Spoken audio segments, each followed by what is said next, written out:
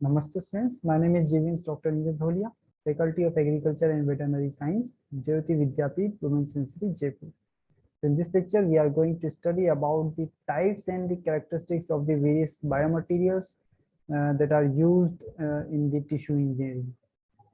Okay, so there are few things which are used in the tissue engineering. That one is the cells, and second is the growth factors, and third is the biomaterial scaffold.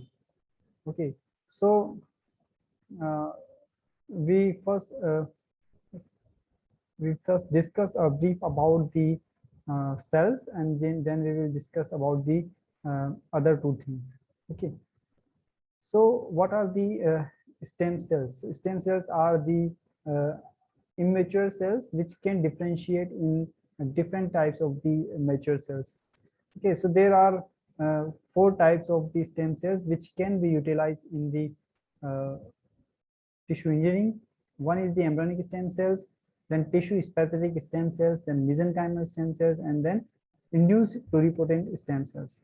Okay, so there are various sources of the cells which so cells that from where we can isolate or we can get these stem cells. So on the basis of that, we have named the specific stem cells. So first is the embryonic stem cell. What is the embryonic stem cells? These type of cells could allow the production of type matched tissues for each patient, either through stem cell banking or by the use of the therapeutic cloning. The stem cells have the ability to be maintained for long, and theoretically they are the indefinite passage number and culture periods, therefore potentially providing the large amount of the cells for tissues, and that could not be derived directly from the that specific tissue. So because of their potency level is very high in the stem cells, we can get the better results from the stem cells if compared to the mature tissue cells from that particular site.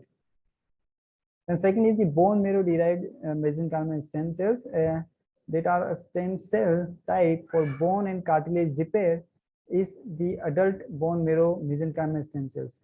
So these cells have been shown to be able to differentiate from generic marrow cell population to an osteogenic lineage and have been used to augment the repair of the bone. So if the required site is a bone, so we can use these type of the cells. The mesenchymal stem cell population can be isolated as a fraction of the adherent bone marrow colony forming units, fibroblastic, and can be differentiated to the osteogenic and the other lineages. Okay, so next one is the cord derived mesenchymal stem cell. Cord means umbilical cord. Okay, so the since the discovery that the umbilical cord blood contains the mesenchymal stem cells that can undergo the multi-lineage differentiation, and much research has been focused to on determining their applications. So the analysis of their gene expression profile reveals the similarities to the bone marrow stem cells with an ability to differentiate into adipocytes, osteoblasts, hepatocytes, and neuronal-like cells. So that can also be utilized in the tissue engineering. So next one is the induced pluripotent stem cells. So induced means that the cells are that have been engineered in the lab by converting the tissue-specific cells, such as the skin cells, into cells that behave like the embryonic stem cells. So embryonic induced pluripotent cells are the critical tools to help the scientists learn more about normal development and disease onset and progression. And they are also useful for developing and testing new drugs and the therapies. Okay, so that was about the cells. Now we are talking about the scaffold. What is the scaffold and how to design a specific scaffold? So scaffold is a supporting system that gives our tissues or our cells, growing cells, in a specific mold. So as the field of tissue engineering progress, the need for the novel scaffold structures and the reproducible fabrication techniques has become of paramount importance. So the use of the biodegradable polymers such as the PLA, that is the polylactic acid, has become widespread, but the manner in which these polymers are processed and the additives used at the time of the manufactures allow the final properties of the scaffold to be tailored. So the scaffold is such the material that degrade itself in while a time is passing away. So otherwise it can cause the toxicity in the system. Okay, so the scaffold have the some specified chemical composition. They should have some specified the physical properties. Okay, so some of the scaffold types discussed is can bear the high pressure of the CO2, and these injectable scaffolds are also there. So the polyhydroxyl acids such as the PLA and the polylactic glycolic acid, that is PLGA. These two have been extensively used for the tissue engineering process. And these materials bulk degrade by hydrolysis and providing a controllable drug release and the degradable profile to match the tissue in growth. So with the careful use of the molecular weights, crosslinks, and the side chains, materials can be produced with the tailor-made properties, making them ideal for the use in the tissue engineering matrices. Okay, so the injectable biomaterials are also there for the tissue engineering and the regenerative medicines. So a scaffold developed for the orthopedic use is injectable and a novel biodegradable particulate scaffold system which can be injected into a site of the bone marrow bone trauma. Okay, so the scaffold from via the use of the two types of the PLGA micro particles. The dynamics of this scaffold type allows the injection at room temperature and the solidification at body temperature. Okay, so it is very easy to inject, so allowing for a non-invasive delivery system for treatment of the non-union bone defects. So after this one, the microparticles are the small enough in the injectable biomaterial to be delivered by syringe and can be used as an injectable scaffold by incorporating temperatures and moisture sensitive or adherent systems. So these versatile subunits can be produced using the droplet formation of solvents or by the spraying of that particular solution. Okay, so where the range of the applications can be increased with the incorporation of various drugs and the surface modifications. So we can modify the injectable biomaterial as required. We can encapsulate the drugs in between. We can have the modification. We can make the modification on the surface of that particular material.